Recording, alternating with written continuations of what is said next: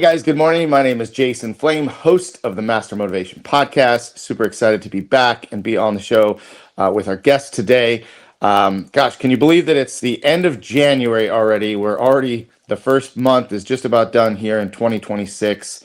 It's going by pretty quick already. Well, guys, today we're going to talk about why most businesses stall at somewhere between 100,000 to 1 million and how to scale past it.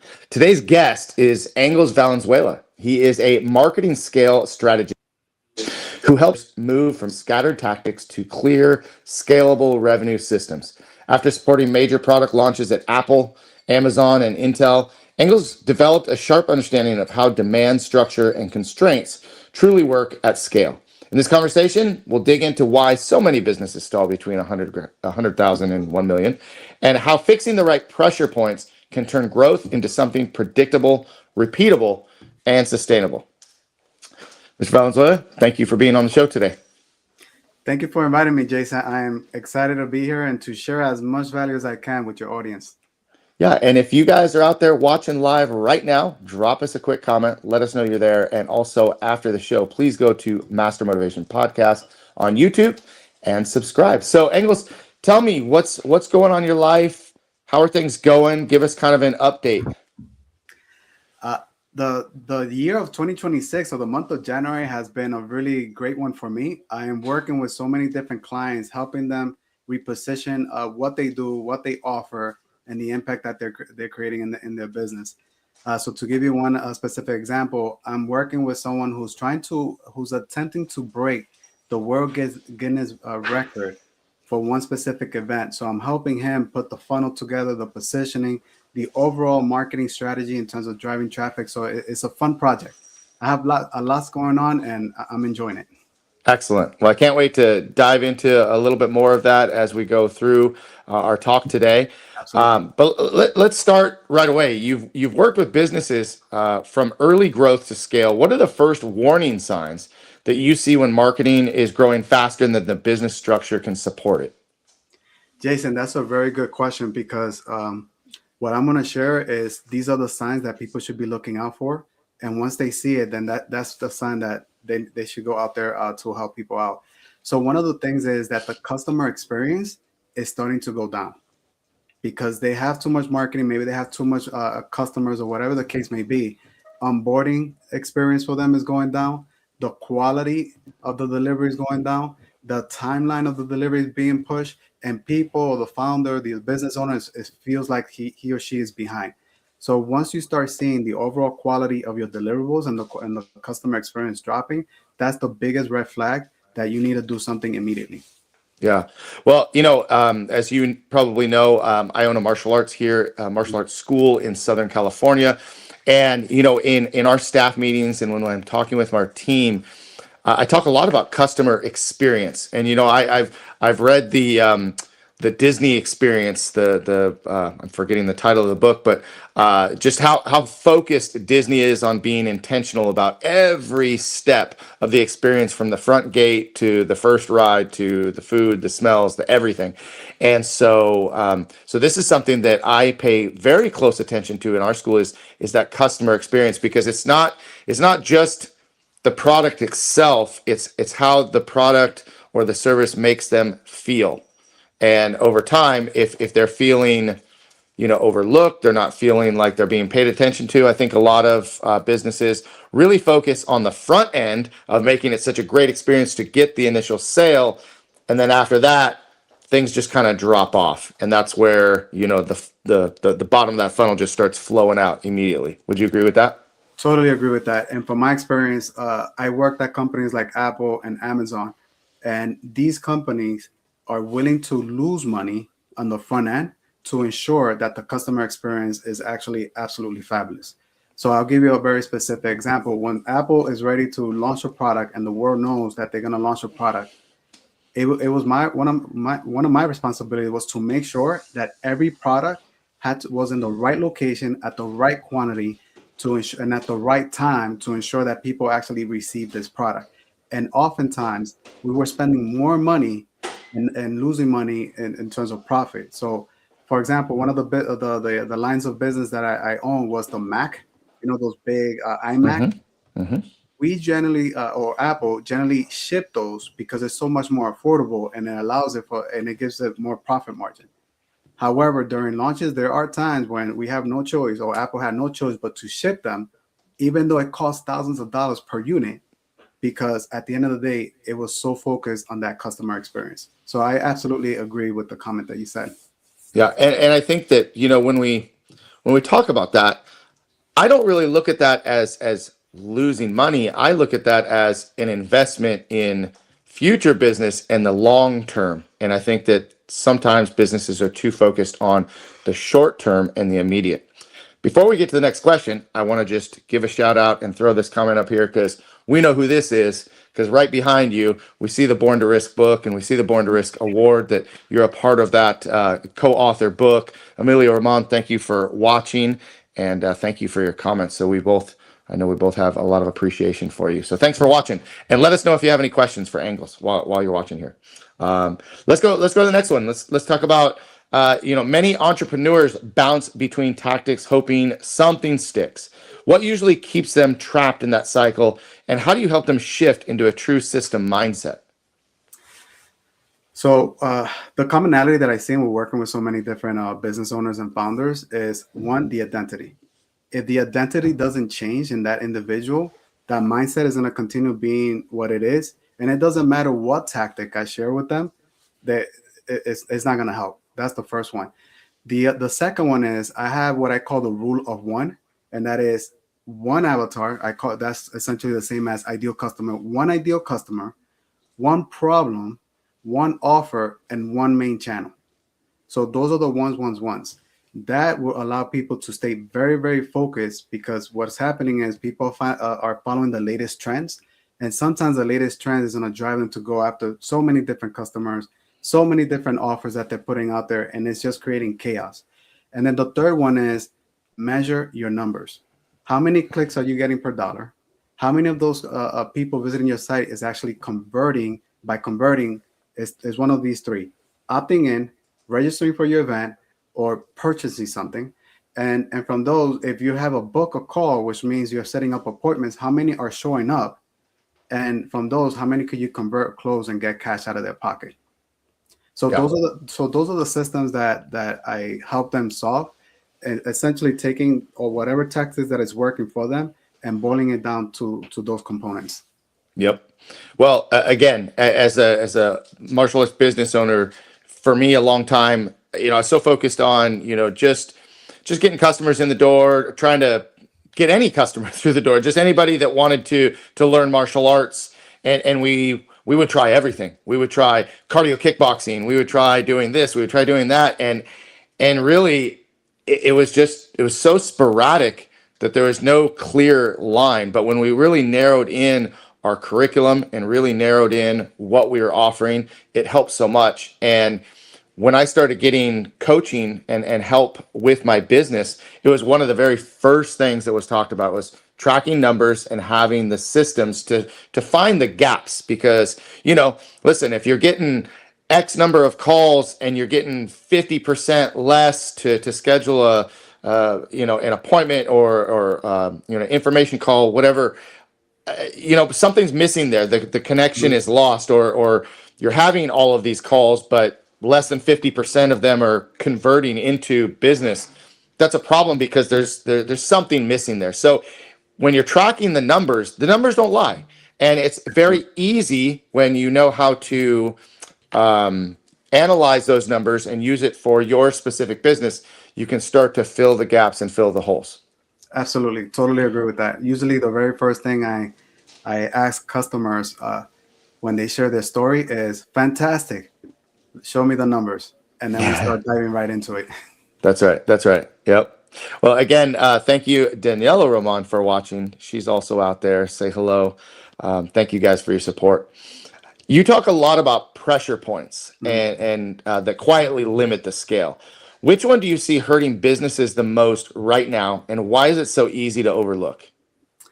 Yeah, so for that, I will say what I call payback. Payback is just a fancy way of saying how soon does a customer offsets the money that you spend on acquiring that new customer.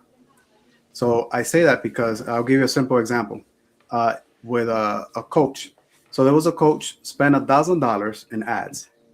He was selling a $5,000 offer, fantastic. He closed it, fantastic. However, he had a 12-month plan. So based on that 12 month, 5,000 divided by 12, what is that? $600 per month. Mm-hmm. So it takes him about a month and a half or 2 months to actually offset the $1,000 that he spent on ad to get that one client. So many businesses in general are not paying attention to how those numbers are working out. So ideally, people are making their money back within 30 days, because if they make it back in within 30 days, then they can reuse that ad. So I'm gonna use that same example, shift it a little bit. If I spend $1,000 on ad and I get $1,000 up front for that first month, I offset my $1,000. So now I could reuse the $1,000 for my next client next month, versus pulling cash out of my own pocket or trying to figure out where I'm going to get cash to put more money on ads so that I could get more customers. So that's very, very important to keep in mind. And I will add to that many businesses, especially solopreneurs, they don't consider their time in terms of money. So if you're busy doing DMs, if you're busy doing the content creation or whatnot, you actually have less time for fulfillment. So if you put dollar figures behind it, you're going to realize that you're probably spending $3,000, whatever the number is. And you want to make sure that whatever it is that you're selling is offsetting that so that you could continue with the business. Otherwise, if you're getting your money at the back end while you're putting all this work or putting money in your ads, there's going to be it's going to be off balance, and you're going to have to shut down that business, which is not what we want to do. You know, it's funny because as you were saying that, I was like, it sounds like playing the lottery. You just keep buying a ticket and hoping that in the end, you're going to make that money back. And sometimes you just don't make that money back ever at all. You know what I mean? So yeah, it's kind of an interesting concept to think of it that way, you know, where you're just not going to make the money back. Actually, there's one more, if you don't mind. Yeah, go ahead. This is typical with coaches, consultants, and many other businesses where it's service oriented, where they'll put a lot of the services up front in the first month. But if it's a $10,000 package or whatever the case is, and they divide it evenly across 12 months, there's an imbalance. And if the customer decides to quit on you, then that's money right there that you lost. Versus if you have an upfront and it at least offsets the work that you did plus everything else that I mentioned, then at least you're still in the green and you don't have to worry about having a cash flow problem. Right. So between 100,000 and $1 million, I mean, we're talking about a lot of money. Revenue can feel unpredictable, right? What changes when business starts focusing on compounding systems instead of short-term wins? I would say, in general, a lot of folks are focused on what is the next deal. And what I would encourage folks to do is to switch that thinking and look at their overall processes. So you said this really eloquently, Jason.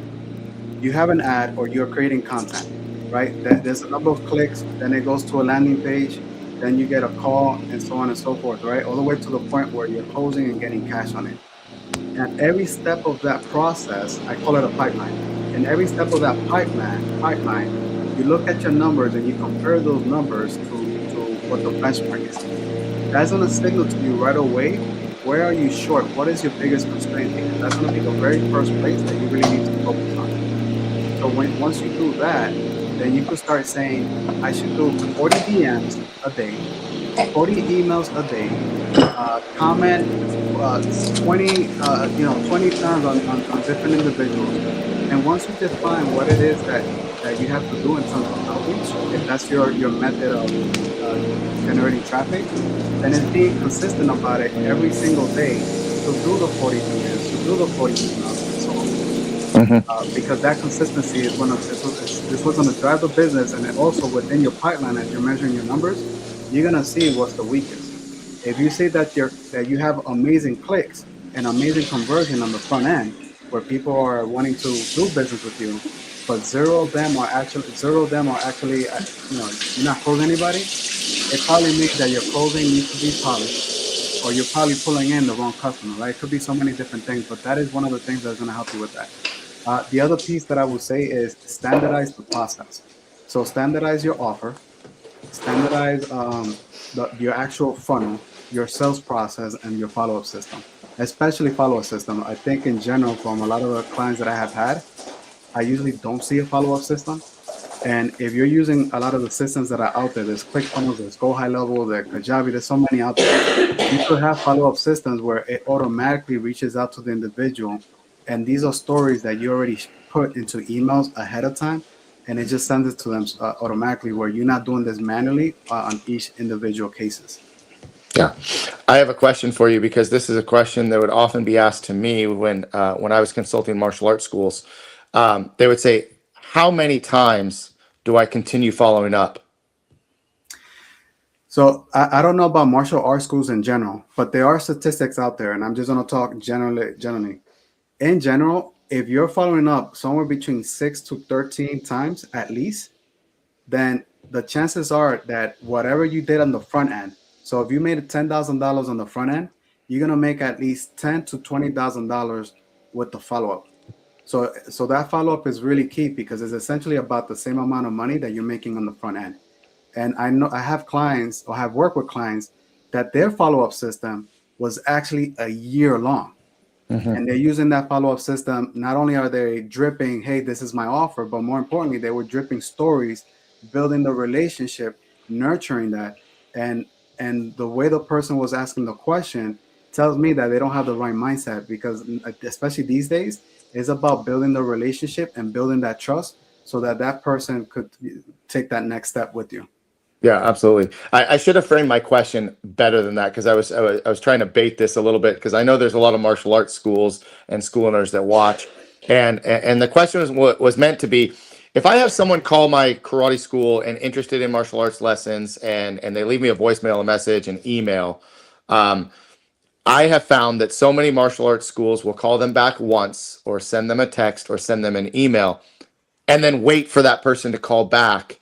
And you nailed it. You know, sometimes your follow-up process could be for a year and it just slowly drips, and educating them and creating a relationship and rapport.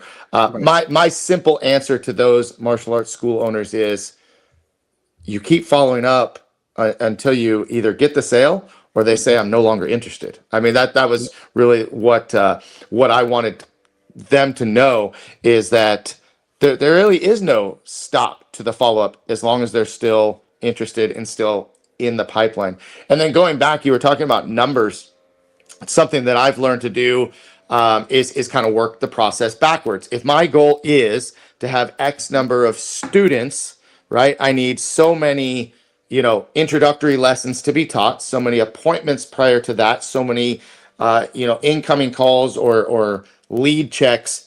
Yeah, so I work the process. I know for a fact if I need 10 new students, I need at least 20 leads, because our rule of thumb is an 80% conversion rate. 80% of my lead calls will schedule an appointment. 80% of those appointments will come in for an introductory lesson. 80% of those will enroll. So I know 50% of all the leads that I get should enroll. That's my benchmark, as you were talking before. And so many people miss that. They just kind of look at the end of the month and go, we only got this many, instead of working towards it, The other one that I will add really quickly to your example, and I'll tie it back to what you just finished saying, to the example of someone just left me a voicemail and I called them, but they didn't answer.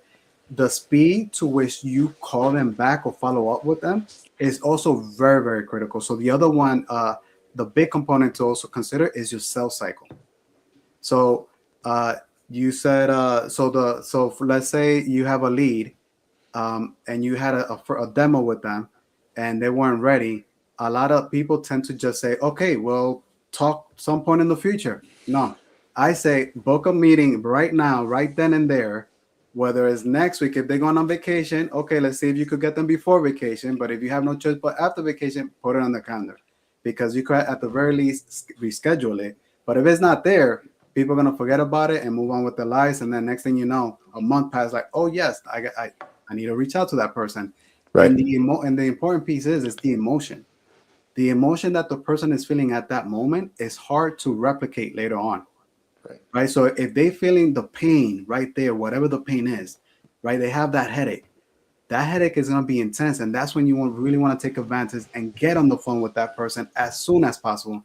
Because if a month passed, they probably figured out a workaround, and they're no longer feeling that pain. At least not Right. to the extent they were originally. Yeah, for sure. For sure. Awesome. Good stuff so far. Hey guys, if you're still watching here live, we would love to hear your questions. If there's anything we can do to help you out, drop those comments and keep them coming. You've worked inside Apple, Amazon, and Intel. What lessons from those environments most entrepreneurs don't realize apply directly to their own businesses? Because most people are thinking, man, Apple, Amazon, Intel, like I'm a small, solopreneur. I'm a self-operating martial arts school or a small, Yep. donut shop. What I don't know, whatever, right? So when we're comparing to these big companies, what are things that would apply that people don't realize? Yeah, I would say there's a lot of different elements that does apply, and then there's some where I'm like, don't do that. So I already spoke about customer obsession. At the end of the day, and I'll just make this one line because we already chatted on it. At the end of the day, if you obsess about your customer and giving them as much value as possible, that in itself is going to multiply because that customer is going to come back and they're going to speak very highly of you with others. In fact, you might even consider having some type of partnership where they'll do an ad for you, and essentially it could evolve into something better. So I'll leave it at that, but customer obsession is the absolute number one. The second one is speed. So I'll share a story. While I was working at Amazon, more specifically, I was working at Amazon Lab 126. This is the part of Amazon that is focused on building the products.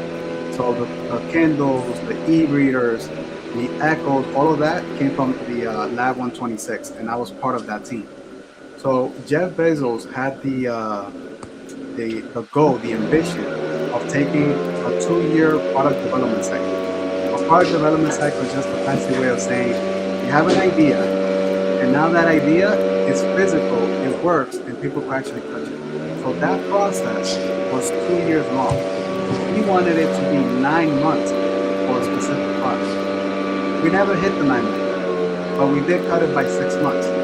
So where I'm going with that is that speed, by being able to produce products at that quick turnaround, means you get to the market faster. You get customers you get products to the customers way faster. You make more money along the way, and everyone is much more happier. So speed is absolutely like a key teaching that I will share with people. The next one is, guess what? Consistency. That's not gonna change for anybody, whether you're small, whether you're big. It's consistency. The first order of business is identifying what works, identifying what doesn't work, so that you can fix what doesn't work into something that does work. And once you identify what that is, you keep doing it, and you keep doing it, and you keep doing it. And the reason why I'm highlighting that for small business owners is because a lot of them have to feel motivated so that they could actually DM people. They have to feel motivated to create an actual video for content. They have to feel motivated to actually do fulfillment. There's no motivation at Apple or at Amazon. It's like, this has to get done. Let's execute. It's the same thing I did a year ago, but it works, and I want to continue doing it. Well, I mean, consistency is the key to success in just about every area, right? If you're talking about diet and exercise, if you're talking about business, if you're talking about leadership growth, like consistency is the key. And what I hadn't shared so far is I'm also partners in a local restaurant. And so when you talk about consistency, imagine if I brought out a plate for breakfast today, and then tomorrow I brought that same plate out, and it looked different, it smelled different, it was arranged different. It just feels like a different meal. But like for a person like me, like I go in and this is the meal I like. I'm going to order it the next time. I want to see it look, taste, and feel the same way as the last time. Same thing would be true for, our martial arts classes, that consistency of, even if we have different instructors, the lesson plans, the curriculum is all in a straight line. It's not, all over the place. Yep. If you're trying to get in shape and you're going to the gym, I go to the gym a couple times this week, and next week I take the week off, and next week maybe I go one day. Like, your results are just never going to be, if your work is not consistent, then your results are not going to be consistent. Absolutely. What you input is going to determine your output. Absolutely. Well, Emilio, thanks for the comment. I don't know if you saw this. I want to put this back up there just because he was giving you some kudos and credit with being a big part of the Born to Risk website and platform. Thank you, Emilio. In your experience, how important is clarity in targeting, and what's the biggest mistake people make when they think they know their audience? Yeah, I think to answer this question, let me start off with some examples. Facebook, who was their first ideal customer? It was college students and undergrad. Nobody else. It wasn't grad school, and there's so many different departments. There wasn't another university. It was just Harvard college students, undergrad. If we think about Uber, who were they targeting? They wanted to have the black car for the tech people who were out having a good time in the night. If we talk about Airbnb, who were those folks? These were people who were willing to sleep on an air mattress because all the hotel rooms were booked, and they were going to an event, a conference in San Francisco. So where I'm going with this is being very, very specific with your ideal customer, especially in the beginning, is super critical. So here are some criteria. So I worked in the VC world, and this is like one of the criteria that we use when we're looking into who's going to be our customer. The first one is easy to reach. And if they're not easy to reach, then we want to make sure that there was very hefty margins at the end. The second one is the desire to pay. So that pain that they were feeling, it had to be there and it had to be strong. And then the third one was the ability to pay. Do they have money in their pocket and they could easily pull it out and put it out there? And the fourth one, it depends. And that one is the actual segment in the market is actually growing. So that one depends. Because if we look 20 years ago and I used that one, we would have never invested it in a company like Uber. And Uber did really, really well in a super saturated market. However, if you have a graphic designer and you do logos and you just focus on logos and you don't change anything else, then that service is going to become a commodity, especially with AI and so many other tools and platforms out there.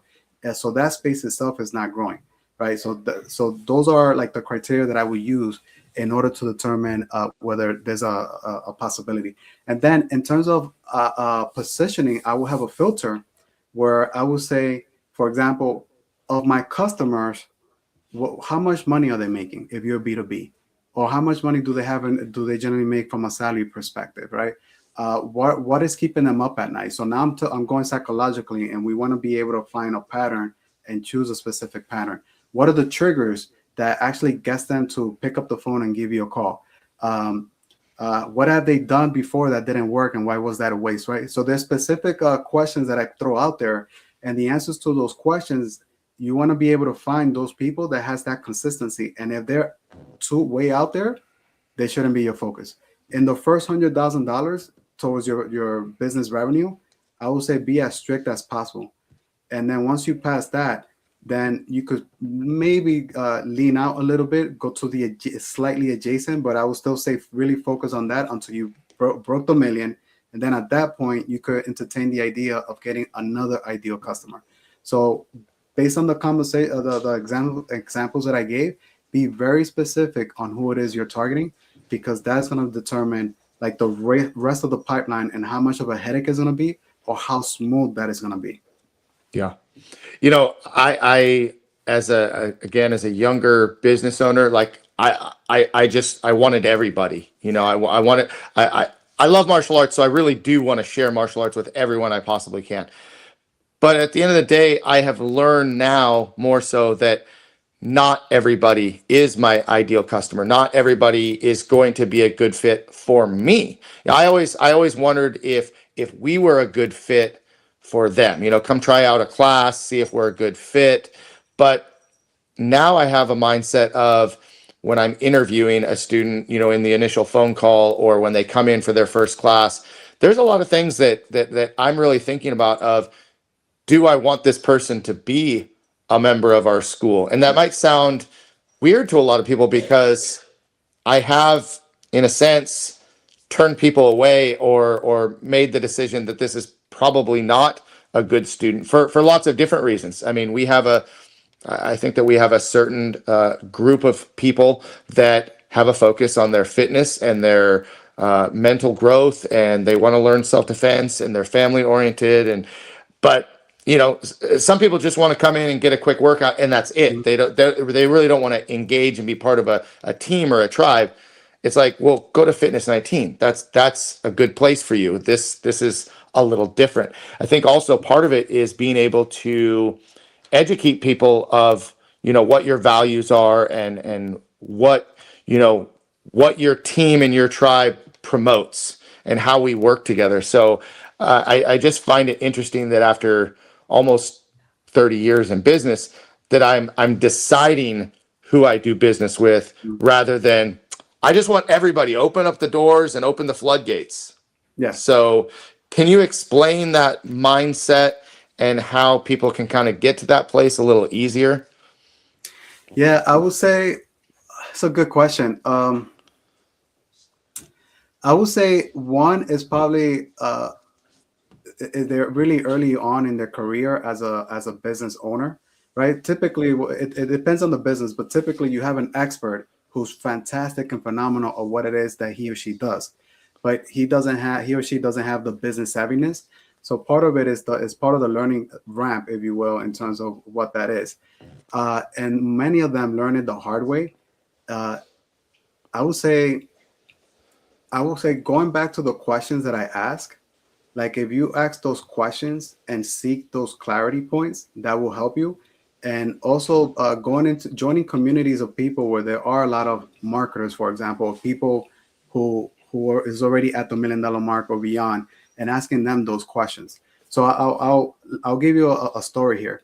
So I had a roofer client who, from his perspective, his customer, he was looking at it from a zip code standpoint. And I asked them the question, who's your customer? And they were saying things that was conflicting. And I said, fantastic. Let's look at the numbers. So we sat down, we looked at the different numbers, what customers said what, how many of them. And then essentially what we did is a segmentation exercise. They realized that they had 6 different types of customers. Going back to my questions is what was the pain point that they were having? So there was a set of customer, for example, that they wanted the biggest ROI, and they were trying to get the essentially commoditize or get the best price on the actual service. So we label them as the ROI guys. And then there was another set of customers who they wanted their house, their roof to look absolutely beautiful, and they wanted to be the best looking piece of artwork in the entire neighborhood. That's completely different than the first one that I said. And guess what happened?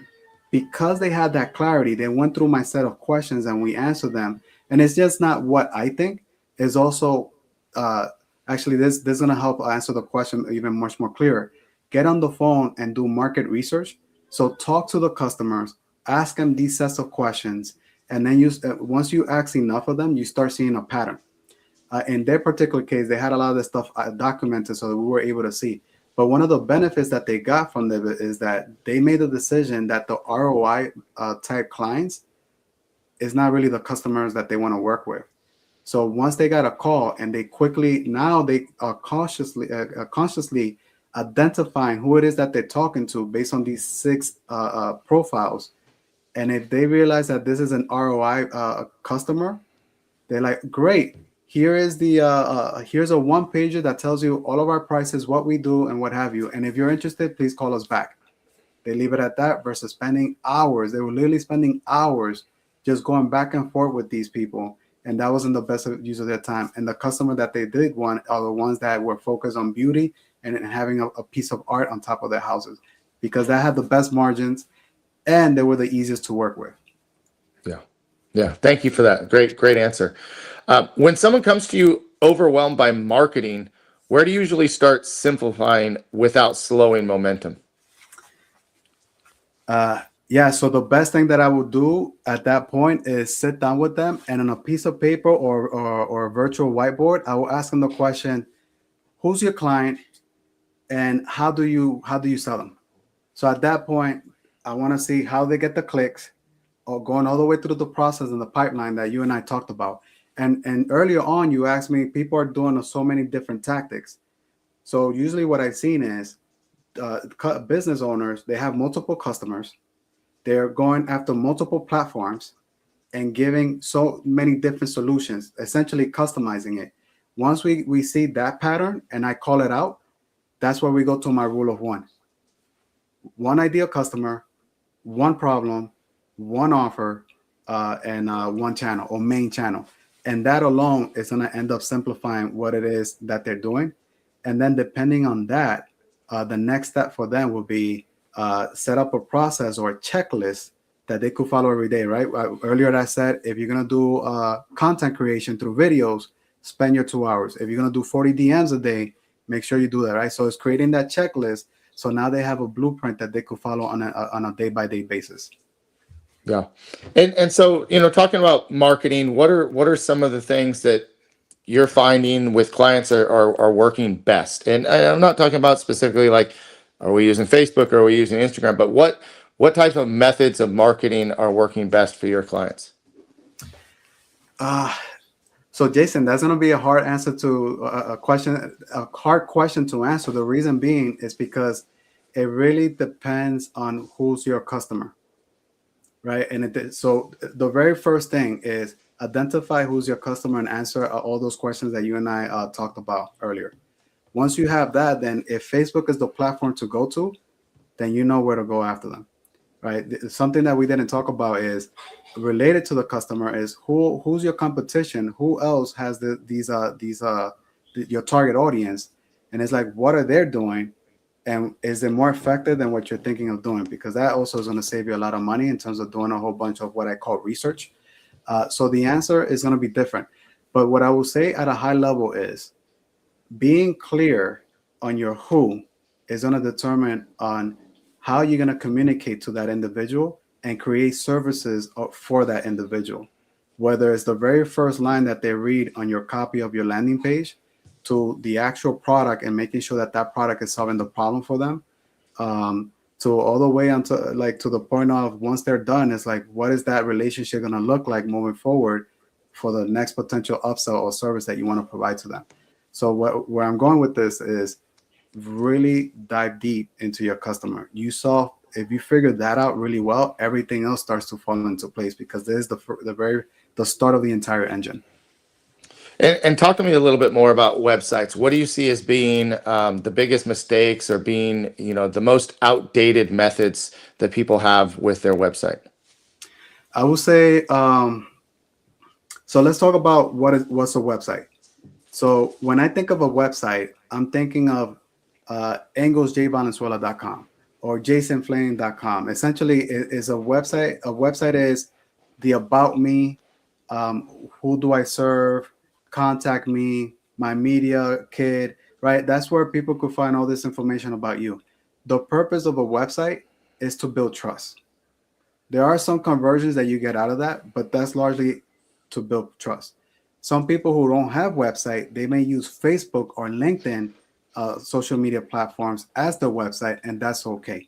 There's elements that I look for, whether it's a website or that, to make sure that people could build trust by looking at that. Now, there's a funnel, an online sales funnel, and online sales funnel. The way to think about it is, as soon as somebody jumps in there, you have a salesperson who's holding your hands and walking you through the entire process. He's communicating to you in the language that you tend to communicate. He's sharing with you a specific solution for your specific problem that is going to get rid of this pain in the least amount of effort, money, and time.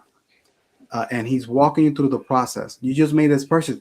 Hey, I noticed that you just bought a grill. You might need some code to go with that. Oh, you bought the coat. Great. You might need some utensils to be able to handle the meat and what have you, and so on and so forth. So they're walking you through that process. So it's very, very specific. So the mistake is there's people who are treating a website like a funnel, and then there's people who are treating a funnel like a website, and then there's people who just have a funnel. I would say in these days, you need both because one builds trust and the other one is about walking someone through that conversion. About 80%, roughly speaking, of people, when they see someone selling something online, they actually do a Google search and see if you're legit and whether they could trust you. So you definitely want to have all the the signals that you are someone that they could trust, and that's usually done much more effectively through a Google search and a website. Does Got that it. answer the question? It does, and it leads me to another question because there probably a few years ago I started realizing that people are using their Facebook page as their, I mean, pretty much as their website. Like that's their landing page. That's where they want people to go to learn about them. And I almost wonder, if at some point people are doing that intentionally, just replacing having a website with just going to their Facebook page or their Instagram account or whatever. A Yeah. lot of people will use a link tree, which now you have like, you can pick the different tabs you want to go to. I completely agree that people are, researching you, whether they Google you or go to your Yeah. website to learn about you, and then that's there to build trust. What do you see people doing effectively and ineffectively on social media? Yeah. So I'm gonna answer that question. Before I go there, let me go back to your point. Uh, you asked the question, what is effective there from a marketing perspective? And what you just led with the Facebook example is a great response because it depends on your customer. If your customer lives in Facebook and they spend their time in Facebook, you're golden. All you really need at minimum is Facebook. If you don't have the budget, the money, or what have you, that's all you need. For example, every day I could put up a post, 60-second video of myself talking about a specific thing. What am I doing there? I'm showing authority. So there's four. So let me now answer your question. There's four things that I'm looking for, whether it's a website or a Facebook. One, who's your target? Entrepreneurs. I'm Engels Valenzuela, and I help you convert. Right? Entrepreneurs. I could get more specific. I could say coaches making at least $100,000. The more specific, the better. But the point being, the who. That's going to be very key. The second one is your credibility and authority. Do I see that? What experiences is there? Do you have a book and is it on your banner? And so on and so forth. Social proof. Are there any testimonials there from any other customers? Right. And then the fourth one is CTA. Now that people on your Facebook profile, what is it that you want them to do? Is it get a lead magnet that they could just click on a link and it just, Google Doc or something comes up? Is it book a call with you? Whatever the case is. So now you have the Facebook ecosystem. And if those four elements are in there, that's going to help with your conversion. Now, if my customers are in Facebook, as long as I'm posting, at least 3 times a week, I'm DMing new cold traffic on a daily basis. The cold traffic, they're going to get this DM. They're going to probably ask themselves a question, is this guy real? Click on my profile, then see my profile. They're going to see all those four elements, especially the testimonials from other people, because that's going to be scattered throughout my post, along with me actually giving videos. They're going to click on my video, and they're going to see that I'm going to say something really insightful with a lot of good value that they could actually act on right now. You have a winning ecosystem right there with Facebook.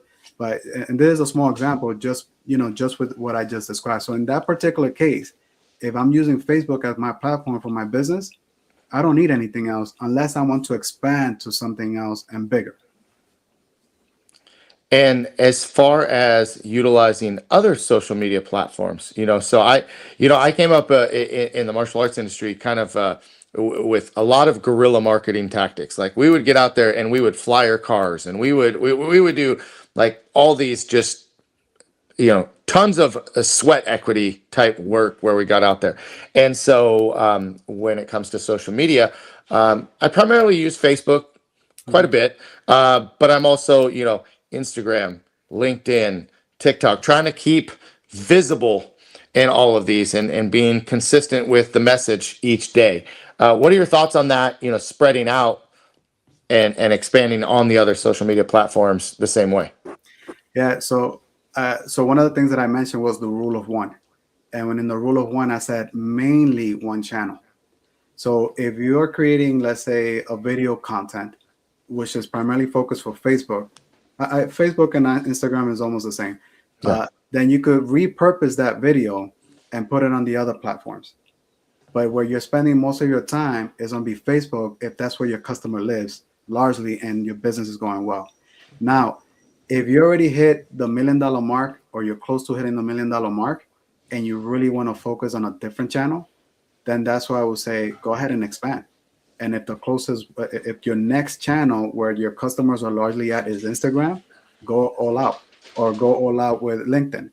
Because what I've seen, the pattern that I've seen is that people are hearing a lot of great influencers out there saying, go everywhere.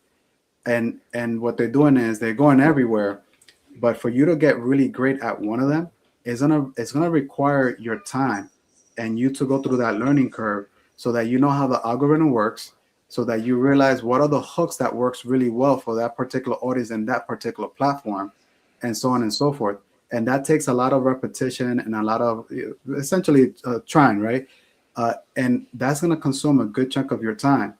If you have a team and you're solely focused on this, and you have people doing fulfillment and doing everything else, then maybe you have the extra bandwidth to actually work on multiple platforms. But if you're a solopreneur, and out of 34 million businesses in the US, 28 million is actually solopreneurs, my suggestion is get great at one platform where the majority of your customers are at. You don't really need any other platform because that one platform has more than what you can handle. And if that's the case, stick with it, get great at it. And once you have that under control, and you could create an SOP or a document in terms of how the process works, and then you could outsource that to a VA, a virtual assistant, or hire somebody, then I would say I will stick there till that point. And the $1 million mark, it depends by business and niche, but the $1 million mark is a rough estimate as a signal for you to consider before you move to other channels. Got it. All right. Awesome. Thank you for that. All right. A couple more questions, and I can't believe the time is going by so quickly. What mindset shift do founders need to make when they move from hustling for results to building something that actually scales? Oh my goodness. I would say there's a lot. There's a lot. I'm trying to think what are the top three so that I can answer this. The very first one that I will say is be mindful of what you're worth in terms of your time. Right. I touched on this lightly before. So there'll be people who would they think of their time in terms of so let me actually, I could go in so many directions with this. So I'll say this. If people think of their time at 1 hour equals $500, I'm making it up, but I want people to get the point. If that's how you're measuring your time, you're gonna get stuck with that formula. The reason why I say that is because you have doctors, you have lawyers, and they charge their fee. But when the moment comes where they want to scale, it's going to be so much harder because they only have so much time in the day, right? So where I'm going with this is think of companies like Apple. They're not selling their time. They're selling a product. And with the amount of time that they have figured out a way to become a multi-billion-dollar company. So it's the same principle for you, the business owners, is figure out how to productize your offer if it's digital, and if it's not, and if it's an actual product, then that's great. Because you could take your expertise, whether it's plumbing, whether it's being a health coach or whatever, put it into some sort of document, whether it's physical, like a book, or digital, some sort of package with videos, whatever the case may be. And now you have something that you could actually start scaling with and selling, and your time is being consumed for the strategy and the planning and maybe some manual work to make that happen. Otherwise, if you're only worth $500 an hour, you're going to stay like that. And to hit the million is going to be really, really hard unless you want to get burned out and probably get sick along the way. So that's the first one that I would say. The the other one is systems. So there's the mentality with a lot of these business owners that they have to do everything. Um, and in the process of having to do everything, they miss out on the opportunity to grow. So this actually happened recently with a client that I had. So I had a client where I said to that client, get a VA. Let's just say you're worth $100 an hour. The work activity that you're doing, this particularly, is about $20. You copying and pasting is not $100 activity. So outsource that to a VA. And their response to me immediately was, but I will have to give them money, and I'm gonna have less money in my pocket. I'm like, so, and I think that's very true for a lot of business owners. And the way to think about it is, what's going to be your return on investment? What's your ROI? By this person doing this activity that probably takes you 3 or 4 hours a day, now and assuming you work Monday to Friday, now you have 15 hours that you could use for marketing or for something else that is very valuable for the business. If you multiply that by four for the month, you have, what is that, 60 hours. That's almost more than an entire week, and you could do so much more with your strengths in terms of driving business, whether it's meeting people face to face or whatnot. So that's what I mean by system in terms of leverage, if you will, but also having systems where it automatically sends out those emails that I talked about earlier, instead of writing those emails from scratch, sending them every single time. If you have your templates, I know you have to do is change the names and a line or two and send that automatically. That's another few hours that you're saving. So I will say I'll leave it at that. Let's focus on those two. Yeah. So your time and systems. 100%. So again, when I first started out, I did everything, and at the end of the day, you're like, okay, well, it's time to go to sleep and wake up and do it again, and you're just grinding it out every single day, trying to do every single thing. And I mean, you know, like you said, I don't need to. I can clean the bathrooms as easily as anybody else in my school. But if I'm spending my time cleaning the bathrooms or doing these smaller tasks that somebody else could do, I'm taking away from the time that I could be building the business. And we talk a lot about working on our business versus working in our business. And that took me a long time because I was so used to being on the mat and wanting to teach all of my classes and being the face. And I have very competent instructors. I have very talented, sometimes now I think they're better than I could do it anyway. And so, but that allows me to do the other parts of the business that they may not be able to do, that's going to produce results, that's going to pay them more. So to those people that say, well, I can't afford to do it, at some point, you can't afford to not pay Right. somebody else to do it, because you're losing opportunity. There's, like you said, there's only so many hours in a day. And if you're working by the hour, I mean, unless you're, making six figures an hour, Yeah. there's gonna be limits. So Right. yeah, thank you for that. Great information, really good information. Looking ahead, what do you believe will separate businesses that thrive over the next few years from those that stay stuck despite working harder than ever? We just Yeah. kind of covered it a little bit, but Yeah. This is one that I've been thinking a lot for myself and my clients. So let's step back and see what's going on in the market. We have AI. So more than ever, it's so easy to start a business, right? You could set up a website in a few, or a funnel in a few hours. You could throw a whole bunch of copy in there. You could have your email sequence, right? It's just so easy to create a business. At the same time, you have a lot of people who are are figuring things out, and they're copying and pasting the output of AI, whether it's text, whether it's images, or what have you, and throwing it out there in the world. So there's so much noise out there, and the trust factor is going down, right? So where am I going with this? The one area that I think is going to differentiate on many individuals is going to be branding, personal branding, to be more specific, and tying that up with the system that we just finished going through is going to ensure and help you in having that business that is successful. although not the chaotic, crazy person that's trying to figure out all the marketing tactics and what works. You have a system that works, and now you have a personal branding that works, and those two together is going to lead and drive to a very successful business. Because the game for the next few years is how could you stand out and make it so easy for people to look at you and immediately say, I could trust this guy. This guy is a real person, and this guy brings real results. So more than ever, that's going to be much more important. I love it. I love it. Very awesome stuff today. Before I ask you, just a little bit more about what's next with you, where can people connect with you if they want to get information, they want to chat with you, they want to talk a little bit more? Where can people connect with you?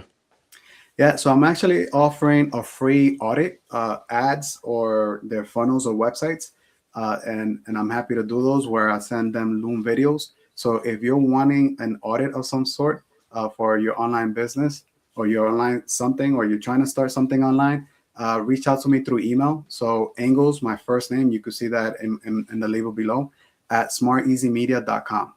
Angles at smarteasymedia.com. So obviously, I'm going to be looking at these emails myself, and I'm going to be responding to you individually. And if you really want that audit, make sure that the subject says audit. All right, thank you for that. And tell me, so what's next for you? What's happening in 2026? What are you looking forward to the most? Yeah, so 2026, my big plan is, so I'll start with this. My 3 to 5 year plan is to have what I call a venture studio. That's something that basically says I want to build a factory that doesn't produce iPhones, doesn't produce cars, it produces businesses. So that's the direction where I want to go. So working backwards, so to your earlier point, Jason, if you were to reverse engineer that, how does that look like? So essentially, for this year, I'm working on a book. Part of my superpower is something that I call decision advantage. So if we look at startups and small businesses in general, the reason why the failure rate is so high is I believe is about 65% 10 years out of businesses fail, is because there's so much unknown, right? All the questions that you were asking me today, how do you know you have the ideal customer? That's a big unknown. Once you identify the ideal customer, how do you know you're solving the right problem, right? So for example, I met someone who, I'm making this up, I met someone who has the doctor told him, hey, you're obese, and if you don't take care of this, I don't know how long you're gonna live. So now he has something to work on really quick. What's the problem? It could be so many different things. It could be, let's focus on the heart, let's focus on the weight. It could be so many different things. So you have to focus on that problem. So there's so many unknowns on which is the right one. Then if you go to the solution, there's also a lot of unknowns. Could I just do plastic surgery and cut it all out? Could it be just workout? Could it be a diet, a combination of that, right? So where I'm going with this, Jason, is that there's so many unknowns for startups and small businesses. And because of those unknowns, it drives failure rate to be much higher. So my long-term plan is that startup success rate. I want to see if I could double that. And right now I have from a statistical probability stuff, like things that might bore your audience, like I could figure out what are those unknowns and put a number behind it in terms of what's the probability, what is the chance that this could happen 80% of the time. What is the chance that this is going to kill my business? So asking those sorts of questions on the unknown is going to help me create the learning agenda, or so now that I know that this is an unknown, what do I need to learn in order to reduce this? Anyway, the point being is writing a book that I think is going to help so many business owners out there to reduce those uncertainty so that they could get much more clarity and a path to success. And along those ways, helping my clients. So the more I could help clients turn around their businesses or grow their businesses, then those are case studies that I could use, learning that I could use, that I plan on using as my template, my SOP, if you will, for when I start that venture studio. Wow. Big plans. Big plans. Well, hey, wishing you all the best. Thank you for being on the show today. Shared a lot of great information. I hope that everybody who is watching live truly enjoyed it. Let's make sure that we like, comment, and share this video so that more people can get a chance to watch it.